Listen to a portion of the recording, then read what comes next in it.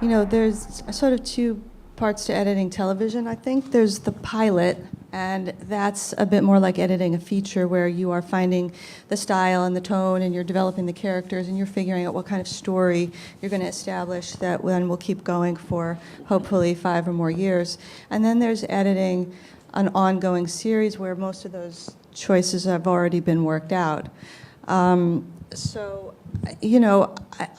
I've done a couple of pilots where they're, incredibly intense, labors of love, and hopefully we arrive at some really great decisions and go forward. And then I've joined a lot of series, both drama and comedy, and Sex and the City is a big example where I have to fall in line in a way, and I have to just absorb the tone and the texture and the pace and the atmosphere of what's already been established, and basically mimic that and make sure that my approach is going to mesh with what's already been established. One of the interesting things about doing television work as opposed to features is that the directors are, they're almost like day players. They come in, they do their job. If they're good, they nail it, and they leave.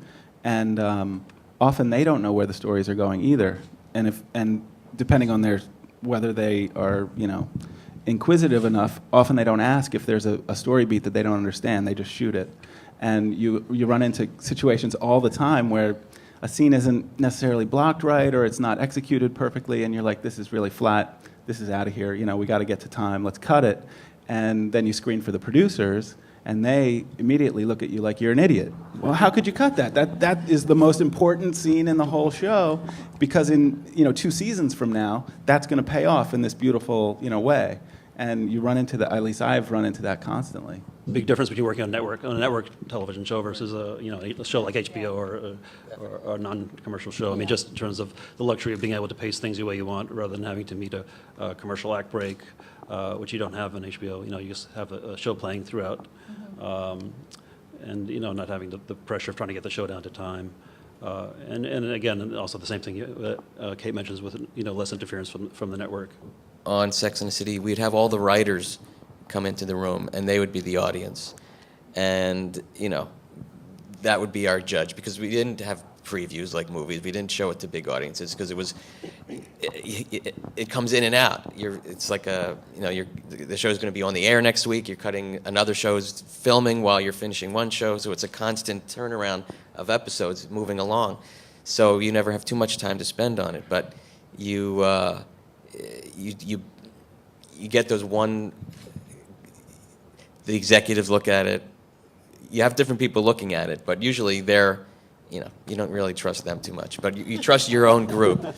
You trust your own group. The writers, they're the funny people. They know what's, if it's working or not, and they'll give us notes if something's playing flat for them, and we can adjust things. Whether it's The Wire that shot in 10 days approximately, or 30 Rock that shoots in 5 to 6 days, you're always, as an editor, racing to finish your cut, and you're always whining, because often your cut that you turn in, the editor's cut, so to speak, which sometimes turn out to be an editor's assembly, which is a drag. But ultimately, I find that when I'm able to have an editor's cut, that I become more flexible, because I feel like at least I got my opportunity to get my cut, so that when a writer or a producer or a director comes in my room to work with me, I know that I've put my best foot forward, that I do get that time, whether it's on The Wire, how many days they shot, and a couple more days for myself, or on 30 Rock, same thing. I feel like I'm in a good place. Whereas if I feel like everything got rushed, or I don't feel confident about my cut that I turned in, I always feel a little bit behind the 8 ball, so to speak. So I'm always racing to get my cut and in there that I feel good about.